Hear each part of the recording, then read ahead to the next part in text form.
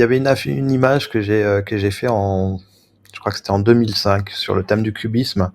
2005, c'est une période où la 3D existe pas encore vraiment. Enfin, elle existe dans le cinéma, mais pas dans la photographie.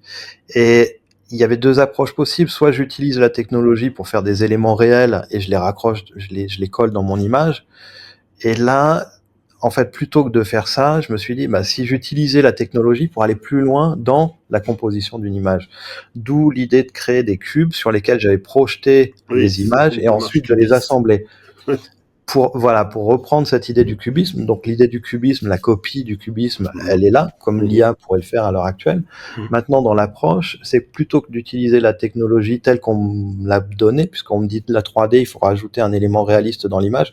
Non, justement, moi, la 3D, enfin, je vais l'utiliser, je vais déformer ça pour aller chercher plus loin une identité visuelle. Et c'est toute cette démarche finalement qui est la constante dans mon travail, c'est d'avoir utilisé des technologies, que ce soit la 3D, puis la photogrammétrie, puis l'IA, pour aller rechercher des esthétiques. C'est pas l'originalité, c'est vraiment utiliser l'outil et le tordre. Il y a une citation de Gambroot qui dit il faut tordre. Gambroot, c'est un artiste IA que j'aime beaucoup, il faut tordre justement les outils pour arriver à en faire On peut voir les différentes démarches pour que tu puisses les commenter, hein, parce que c'est justement ça, parce que tu as fait évidemment de la création personnelle et aussi de la pub. On peut être puriste, on peut être peintre et utiliser de l'IA, il y a pas, c'est pas antinomique. Moi, j'ai commencé la photographie à la chambre 4-5, donc j'ai appris à faire une photo par une photo et à composer mon cadre de façon ultra précise, ce qui m'a pas empêché par la suite de passer au numérique et d'adorer ça. Voilà, ça, on est en 99, c'était ma première campagne shootée à la chambre, donc au plan film, Mhm. et avec de la 3D dessus. On avait fait appel à un studio d'architecture pour créer les ailes en 3D. Techniquement, je crois qu'on avait dû même les découper pour les coller sur l'image. Oui, Enfin, c'était du collage en fait. Oui. c'était du collage. Ça, c'est mes premières images en numérique. En fait, ça a simplifié énormément la production.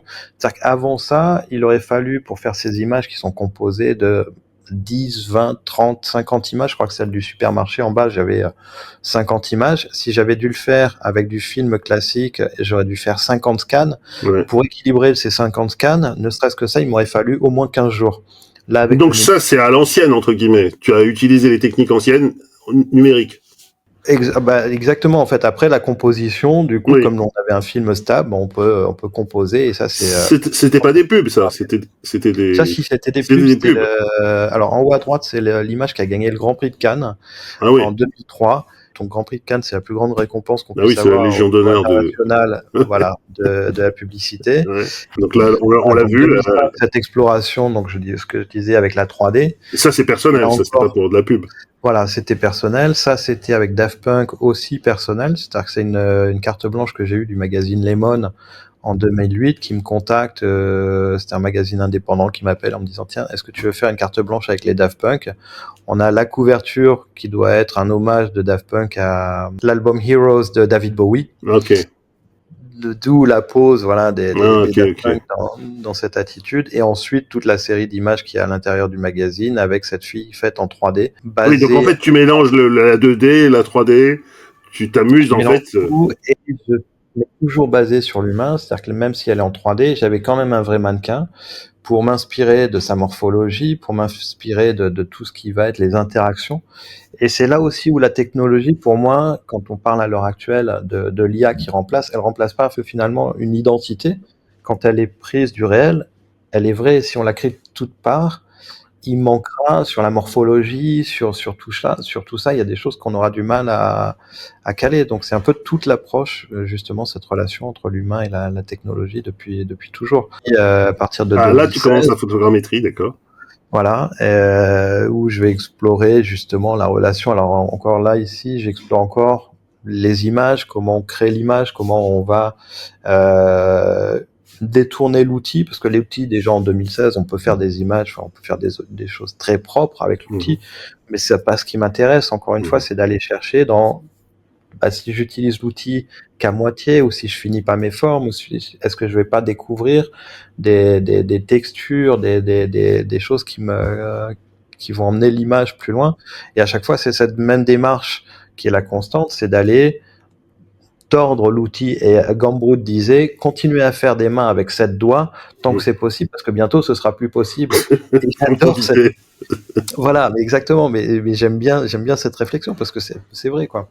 Et 2024, là, c'est de l'IA générative ou... IA générative, mais dans laquelle en fait dans laquelle j'ai injecté mes propres créations photographiques. Et Donc c'est là c'est encore, hybride. il y a moyen justement d'influencer les IA avec son propre travail.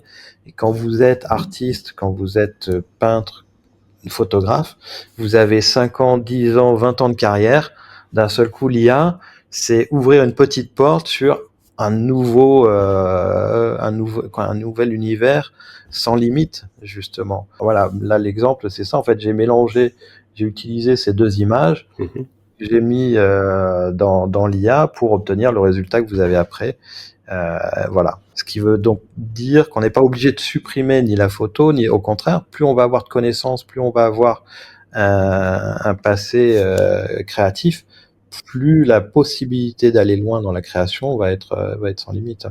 Je crois que c'est vraiment un message qu'il faut dire, répéter. L'IA révèle rien, elle peut éventuellement mettre en lumière, amplifier.